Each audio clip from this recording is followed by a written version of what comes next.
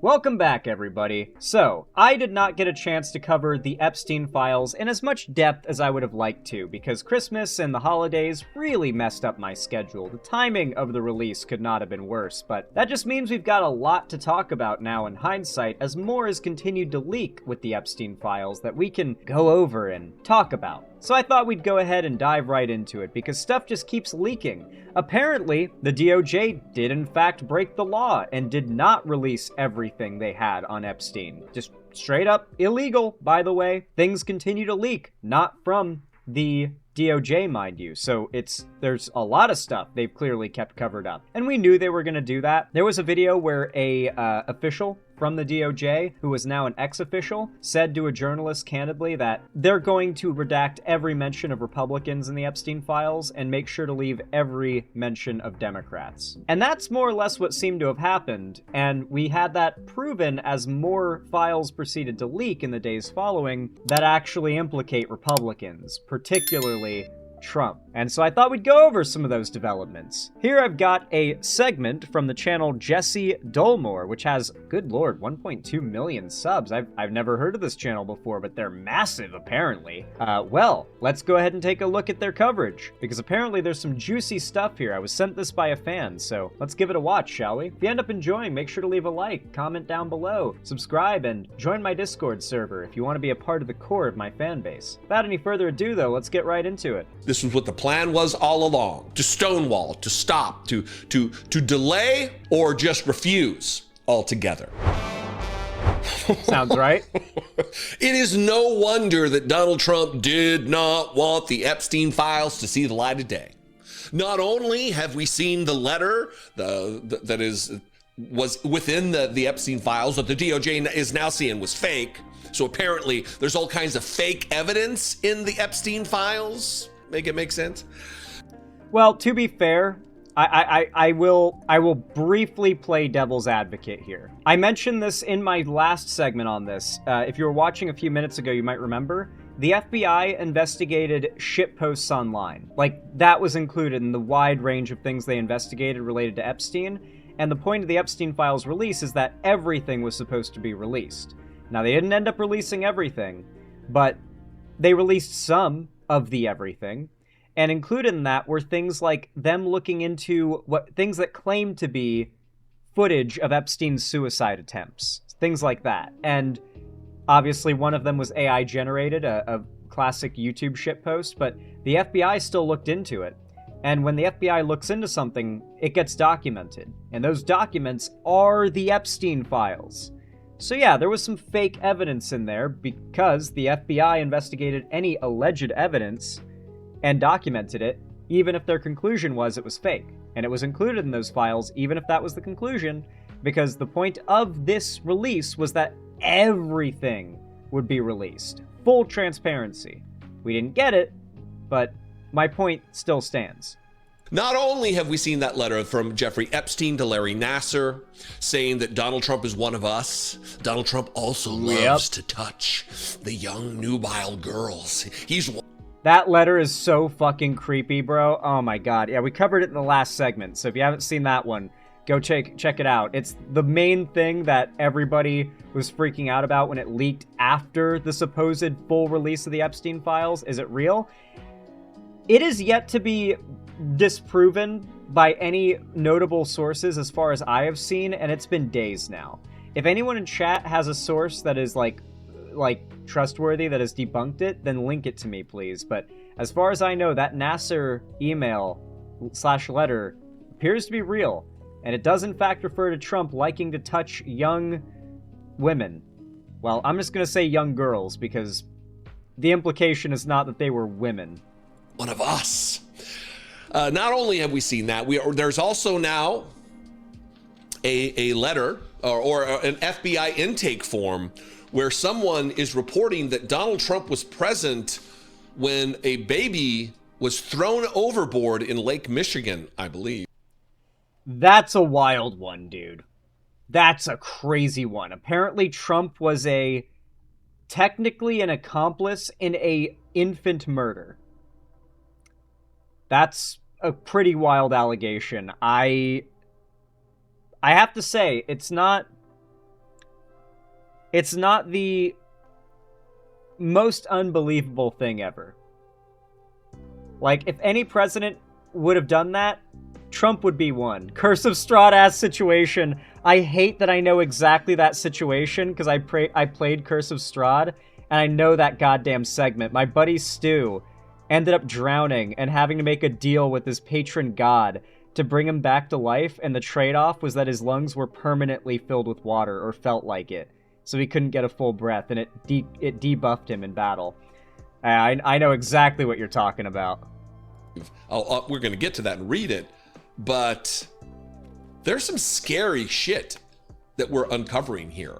And this is why Donald Trump has been fighting hope against hope, fight against fight, effort against effort to keep these files from the public, because he does not want to be outed as the ghoulish abuser, some of the most heinous crimes imaginable. And look, there's a faction of people out there that think that this particular document is too far-fetched. Oh, come on, people. You don't believe that, do you? Why would you not? With all of the other evidence that we've seen, the birthday card to Jeffrey Epstein, that here's to another year. Yeah, man. Oh, who remembers that one drawing of Mar-a-Lago with Jeffrey Epstein sitting in a beach chair out front getting massaged by ambiguously aged girls? Of wonderful secrets, Jeffrey. Enigmas are ageless, Jeffrey. You're my best friend, child rapist. Why would we start picking and choosing and cherry picking what we believe to be true or not? The more that we see, the more fantastical yet believable some of these things we're seeing are. Let's start. Let me reacquaint you with this particular letter from Jeffrey Epstein to a convicted abuser of many, many, many girls under his authority while he was a doctor at USC working for the Olympic team. This is what Jeffrey Epstein wrote. Dear LN, Larry Nasser, as you know by now, I have taken the short route home. I don't know if that means he's going to kill himself. Who knows? Very cryptic. I've taken the short route home. Good luck. We shared one thing in common. I believe he means you and me. You, Larry. That does sound like a suicide letter. We shared one thing in common. That sounds very final, as like a thing to write to a friend. Larry Nasser, me, Jeffrey Epstein, we shared one thing, our love and caring for young ladies, and we hope they reach their full potential.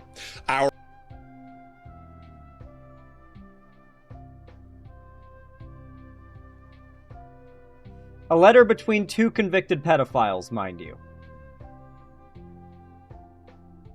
Our president, meaning Donald Trump, also shares our love of young, nubile girls. Letter between two convicted pedophiles, by the way. Girls. When a young beauty walked by, he loved to grab snatch, whereas we ended up snatching grub in the mess halls. Trump likes to grab snatch? Where have we heard that one before? Literally out of his mouth? When you're famous, they let you do it. You just grab them by the pussy. That's what you do, Billy Bush. You just grab them by the pussy. The system. Life is unfair for us child rapists. Oh, how unfair. Life is unfair is yours, Jeffrey Epstein, the now dead, thankfully, Jeffrey Epstein.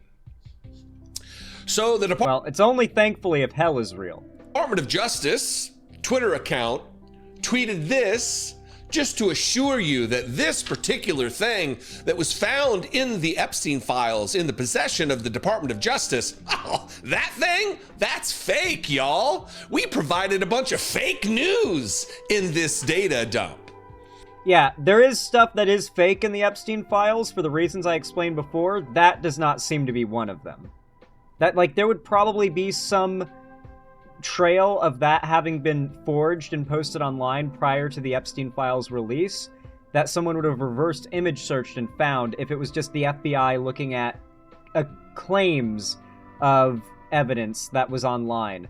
That seems to be something that the FBI discovered when digging through the actual letters and filed away, and Trump supporters are coping saying, oh, well, it's not real, it's fake evidence. This is what they said. The FBI has confirmed this alleged letter from Jeffrey Epstein to Larry Nassar is fake, in all caps. The fake letter was received by the jail and flagged for the FBI at the time.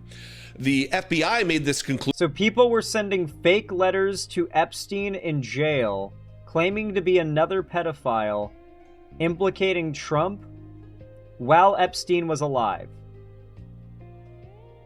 Okay. Based on the following facts. The writing does not appear to match Jeffrey Epstein's. The letter was postmarked 3 days after Epstein's death out of Northern Virginia when he was jailed in... from Epstein to Nassar. New York. The return address did not list the jail where Epstein was held and did not include his inmate number, which is required for outgoing mail.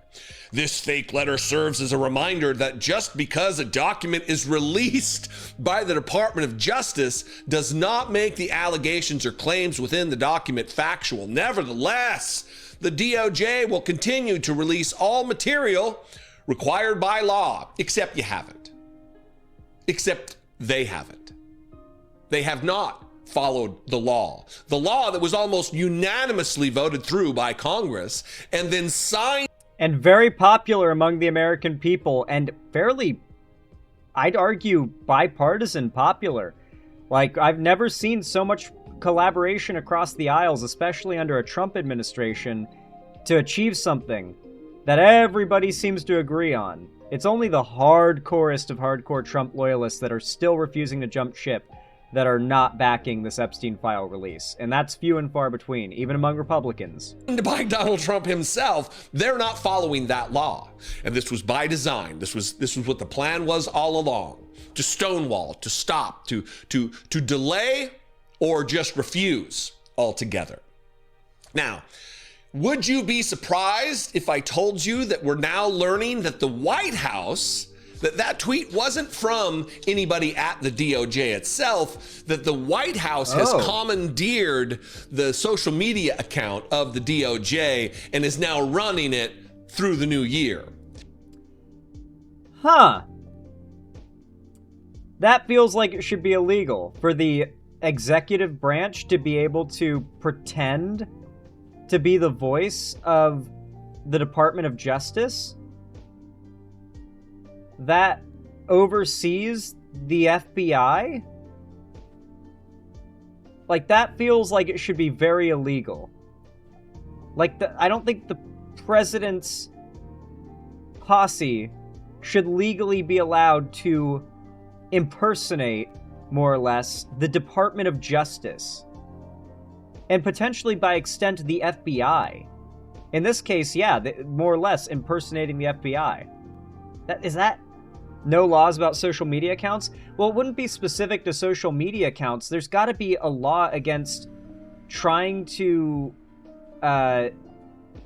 pretend to be a government institution. I guess, well, Trump has no consequences, but that's got to be illegal, though, like on paper, right? To impersonate the DOJ. This is from Axios. They're replying to this tweet, or their own tweet. They're retweeting it. The Trump administration estimates it has about 1 week to go and as many as 700,000 more pages to review before it finishes releasing all the Jeffrey Epstein files. And they tweeted this: the White House has begun managing the DOJ's account on X, they mean Twitter, an effort to finish out the year and the Epstein file disclosure requirements set by Congress. So the DOJ wasn't doing a good enough job of providing cover and propaganda for Donald Trump, so they took over. The White House took over the account. And largely, so documents like this could be refuted, could just be denied that they're accurate. It's Can I show you guys one of my favorite Epstein files memes? Let me bring it up. It should be really easy to find because I retweeted it a couple days ago. And I don't use Twitter much, so there's not much I'm going to have to scroll through. Let me see. Here it is. Connor Points posted this. See? Trump's not in the Epstein files. Got him! Got him. Libtard destroyed. Itself is a Federal Bureau of Investigation intake form. And I want to read some of this. This was submitted during Donald Trump's administration on August 3rd, 2020. It's got a case ID here. It's got the email address and the location of the person. Then a verified IP address. This apparently was submitted online. And this is it. I previously provided a tip about 3 weeks ago, maybe 4 weeks ago, under an alias I have for myself. They redacted that. All of the other details of the previous tip match all of the information given in today's tip, except I'm giving my real name. A detective from the NYPD FBI Sex Trafficking Task Force called me a couple weeks ago from a 212 area code number. I talked to him for about 20 to 30 minutes about my being sex trafficked by my uncle and Jeffrey Epstein in 1984 while I was 13 and pregnant. What's so crazy about this is it went on for decades before it got any amount of public attention, and then it went on for a while longer before any legal consequences occurred. Then it went along for a while longer before any serious legal consequences occurred, and then it went on, like, the legal stuff went on for a while before any serious public attention was called to it. Like what we're familiar with now, where everybody knows Epstein, and Epstein files are a huge issue. The amount of time that this was happening behind the scenes, and the amount of time this was happening in front of the world, and yet law enforcement, the legal system, and the world as a whole kind of ignored it, or was blissfully unaware of it, is really wild in hindsight, right? I told him some other important information about the high-profile individuals involved in my sex trafficking and the murder and disposal of my newborn daughter because I gave birth to her while in the middle of this sex trafficking ordeal. I cannot remember the detective's name, nor do I have a number where I can contact him. I would like to have his name and contact information, and I would also like to know if there will be any further follow-up. And then violation questions. I don't know exactly what the format was. What was the exact crime that occurred? So the claim is that Trump was present for the infanticide of this sex trafficking victim's child. This person answers, child sex trafficking and infanticide. When did the crime or incident occur? May to September 1984. Where did the crime incident occur? Sorry, ma'am. Statute of Libertations. Yeah, I imagine that'd be how some redneck police precinct would respond in, like, Michigan, but nah. In all seriousness, I'm pretty certain that this would be taken seriously if it's real. I don't know if anything came of this, though. Mostly from a yacht in Lake Michigan, originating in Mona Lake, Michigan. A lot of detail, no? Additional info. I'm just wanting to reconnect with the original detective. It's a pretty crazy allegation. I offered information about this. How was the contact known? He was orchestrating a deal along with my uncle where different men and a few women and girls would come to a variety of boats and yachts and pay money to force me to blank with them when I was 13 and pregnant. And then... I mean, that matches the description of an MO of a lot of Epstein's crimes. I'll tell you that. She provided witness information. Now again, look, we don't know the accuracy of this. This is just an intake form. But let me tell you, it doesn't assuage my concerns about the vile crimes committed by Donald Trump, about the credible accusations against this guy, the president of the United States, Donald Trump, an already court adjudicated rapist. Well, you have to, well, okay. Let me clarify, because the clarification is important. Donald Trump is not a court-adjudicated rapist, because in the state of New York, where he sexually assaulted E. Jean Carroll, penis in vagina penetration is a necessity for the legal classification of rape. And critically, E. Jean Carroll could not confirm whether or not from behind her she was penetrated by Donald Trump's pinky finger or his penis, because his penis is just so small that from behind, without seeing it, you could not feel the difference between his pinky and his penis, which may just sound like a very roundabout way of insulting him, but a witness was brought in, that being Stormy Daniels, who famously was paid hush money after having an affair with Donald Trump, or Donald Trump had an affair on his wife with her, and she confirmed that Donald Trump's penis is so small it looks like a young mushroom, I believe was the exact wording from her. I try my best to quote verbatim. That joke, of course, has been long ran with for years. South Park famously depicts Trump as having the tiny little mushroom penis. But yeah, the court could not come to a conclusion whether or not it was rape or sexual assault, because the barrier, the deciding factor in that decision, is whether or not he penetrated her with his penis, which, based on what the court heard from Trump's sexual partners and the victim, it could have just been his pinky finger.